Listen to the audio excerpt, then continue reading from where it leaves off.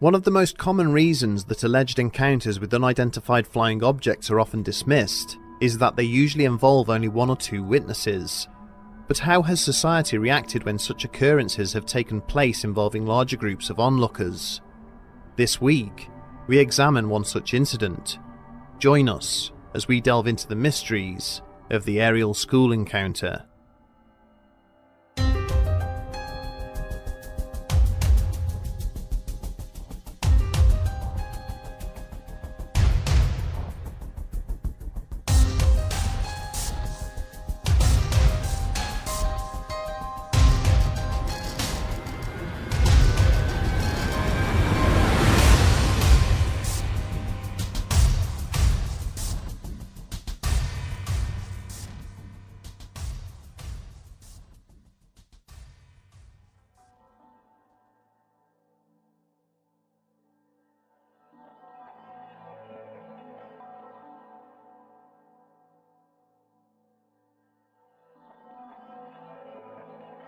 It was predictably hot outside on the playground, as Colin Mackey sat waiting in a stuffy office for the rest of his teaching staff to join the meeting.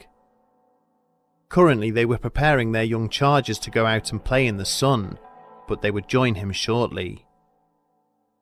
Pouring himself another cup of coffee, he glanced down at the newspaper on his desk and then smiled to himself. For the last 2 days, the headlines had been saturated by reports of UFOs hovering in the skies above Zimbabwe. Each emerging description of these alleged sightings seemed to be more colourful and fantastic than the preceding ones, but despite the media clamour surrounding the reports, there was suspiciously little in the way of hard evidence to support them. He looked up as the first couple of teachers finally began to filter into the staff room. He listened with interest to the snippets of conversation that were taking place as they entered, trying to catch the surnames of any of the children that were being discussed. When the last participant finally arrived, he commenced the meeting as planned. As the head teacher of the Ariel School, Mr. Mackey was ultimately responsible for the delivery of the national syllabus and the health and safety of his pupils. Daily responsibilities of a more menial nature were naturally delegated out to his staff, and so once a week, he liked to be able to gain an overall picture of what was going on within the school community. This meeting had started out like any other, with the usual concerns and complaints being raised. Blocked toilets, damage caused to the facility's perimeter fencing, and a lack of variety in the school dinner options were merely a few of the ongoing issues that needed to be tackled. But a short time into the discussion, Mackey became aware of a perceptible increase in volume coming from the children playing outside. As the disturbance had increased, he began to hear screaming and wailing, and it quickly became clear that something was quite amiss. As one, the room immediately emptied, with every teacher running for the exits to find out what had upset the children. When they finally made it outside, the scene that awaited them was akin to something out of a science fiction movie. Roughly half of the pupils had strayed beyond the boundaries of the playground and were gathered around the border of a patch of nearby scrubland. All were clearly emotional, some having collapsed to the ground, whilst others stood crying. Several of the youngsters claimed they had encountered a Takolshi, an evil spirit from local folklore. But the older children told quite a different story, one of a little man from another world, who had visited them in order to warn humanity about the future. When Mackey asked one of the youths where this visitor had gone, the child pointed upwards and told the adult that the man in question had flown away again off up into the heavens. The headmaster stood scanning the skies above the school, but could see no trace of what the youngsters were describing. As he watched his staff move amongst the crying children, trying to comfort them, he realised that despite his scepticism, it was clear that something had taken place. Collecting several of the older pupils, he headed back to the school, explaining that he wanted them to draw what they had witnessed. The town of Rua lies approximately 22 miles southeast of the Zimbabwean capital, Harare, It is home to roughly 20,000 inhabitants and sits on one of the country's main road and rail routes. Beyond these mundane statistics, there is little to distinguish this featureless settlement from many others within the country's borders. That is, save for an event which is believed to have taken place there one morning in September of 1994. In the 2 days prior to this alleged incident, the Zimbabwean media had been reporting a series of nocturnal UFO sightings above Harare. The majority of witnesses had described seeing glowing fireballs traversing the night skies. These lights had moved around at breakneck speeds, making impossible twists and turns, before shooting off again and out of sight. The Ariel School is a private elementary school, which is located on the outskirts of Rua. At the time of the 1994 UFO flap, the facility taught approximately 90 pupils, varying in age from between 5 and 12 years old. On the morning of Friday the 16th of September, all the teaching staff were taking part in a meeting inside the main school building and had left the 62 children who had attended that day to play unsupervised outside. As the youngsters had run and chased one another beneath the burning sunshine, they had suddenly become aware of 3 silver balls hovering in the sky above the schoolyard. Before long, the majority of the children had stopped to watch these objects, which would suddenly disappear in a flash of red light before reappearing again several meters away. With each successive disappearance and reappearance, the objects were slowly descending closer and closer to the ground, making some of the younger children feel anxious. Seeming to sense the unease of those watching, 2 of the objects started to rise back up to their original position, whilst the third continued to move towards the ground. The silver orb followed the path of a line of electricity pylons, which ran parallel to the school's perimeter fence, before descending into a cluster of gum trees located roughly 300 feet from the playground. This area was strictly off limits to the children, as it was home to a variety of poisonous snakes and spiders, but a deputation of the pupils promptly set off to investigate what the object could be. They had moved to within a few feet of the foliage when a figure suddenly emerged from the top of the hovering craft. Immediately, the watching children were taken aback, as no door or hatchway had been seen to open. It was as if the man had simply levitated up from within the object's interior. The individual was only about 3 or 4 feet tall, and was clad in a shiny and tight-fitting suit of some kind. Descriptions of him in the aftermath of the event varied somewhat from child to child, but most agreed that he was thin, with elongated arms and legs, and oversized black eyes, which were shaped like rugby balls. Some of the witnesses described him as having a thin neck, whilst others stated that he had black hair that fell down to his shoulders or was wearing a hood. The entity floated down the side of the orb until he landed on the ground beneath, and then began to walk around as if inspecting the rough terrain. At this point, a second figure suddenly appeared at the top of the craft, causing the nerve of the younger witnesses to break, sending them screaming back to the school building to fetch help. Apparently aware of the commotion that its presence had caused, the first creature then moved over to the waiting children, where it surveyed them through emotionless eyes. Straight away, the youngsters were consumed by an overwhelming feeling of despair and hopelessness. Several claimed to have visions of the world decaying and dying around them, and a voice in their head, warning them of a perilous and dystopian future, centered around a falsehood. Inside the main building, a number of the children had located the school dinner lady, the only adult not involved in the staff meeting. She had been running the break-time tuck shop, but believed that the children were trying to draw her away with the story so that some of the others could steal sweets, and refused to come outside with them.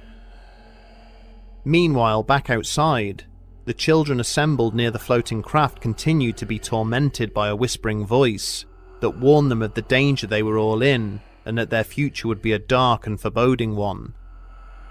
Throughout this interaction, the entity standing before the pupils did not speak, seemingly able to plant the dystopian thoughts and images they were experiencing directly into their minds. After a number of minutes, the intruder turned away and then floated back up into the waiting orb. The object promptly shot up into the sky at great speed, before disappearing with a further red flash. When the teachers finally emerged from their meeting to see what had caused the commotion, there was no trace of the craft, either in the skies above or on the ground where it had landed.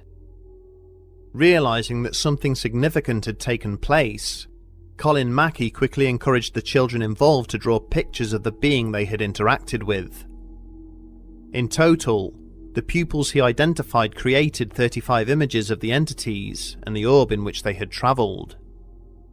When investigators and journalists attended the school the following day, Mackey laid all of these renderings out as proof that the children were not lying about the encounter. Over the decades that have passed since the incident, it has become increasingly difficult to find any of the children involved.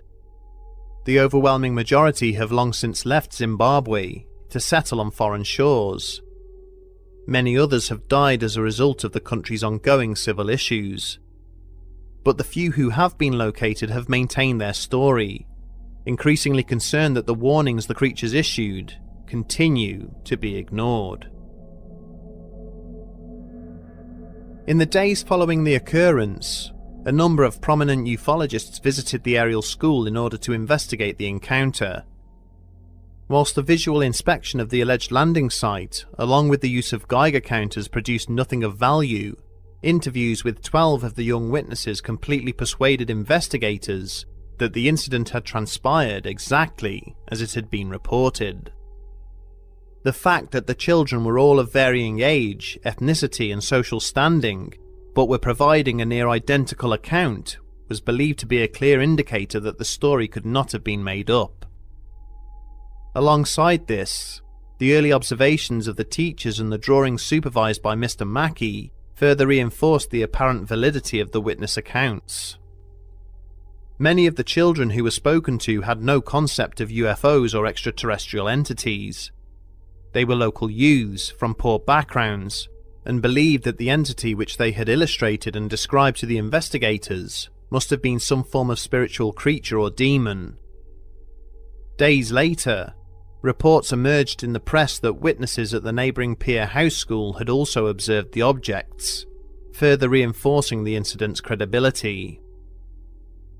Over the years, commonalities with the aerial school encounter have been uncovered in the testimony of other alleged alien abductees.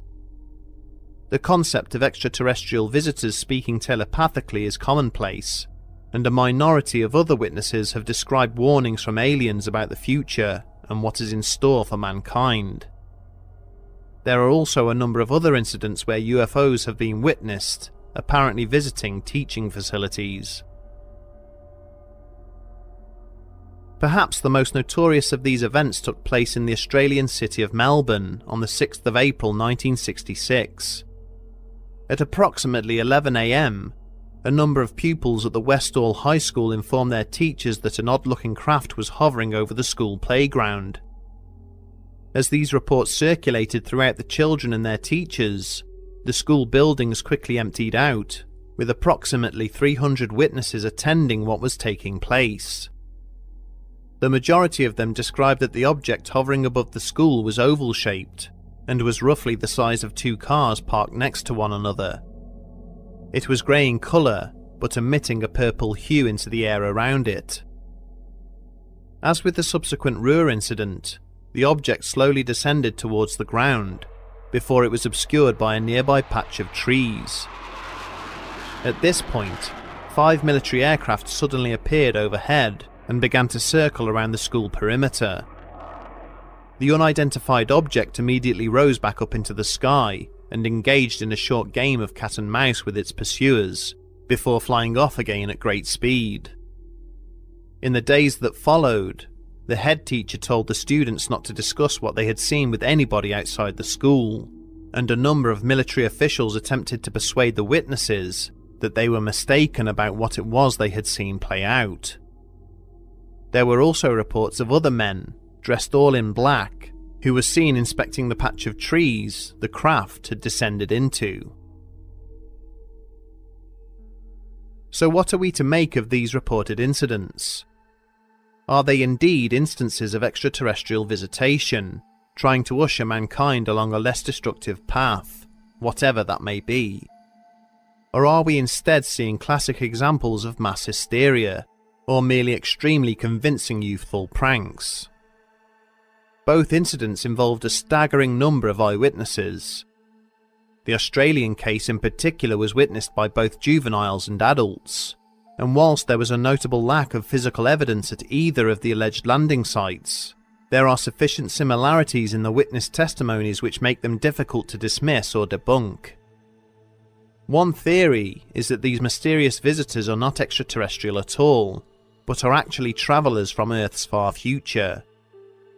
This may explain their ability to materialise in different time periods and geographical locations, whilst attempting to carry out their mission to prevent the mistakes of the past from dooming mankind's future, as far-fetched as that all sounds. As we leaf through the pictures drawn by the aerial schoolchildren, it becomes increasingly difficult to deny that they saw something unthinkable on that fateful September morning. In the nearly 3 decades that have passed, they have never altered or disavowed their stories, and that conduct alone should persuade us all to perhaps give their claims at least a second thought. Whatever they saw, they certainly believed that it was real, and that the warnings they were given were both clear and ominous.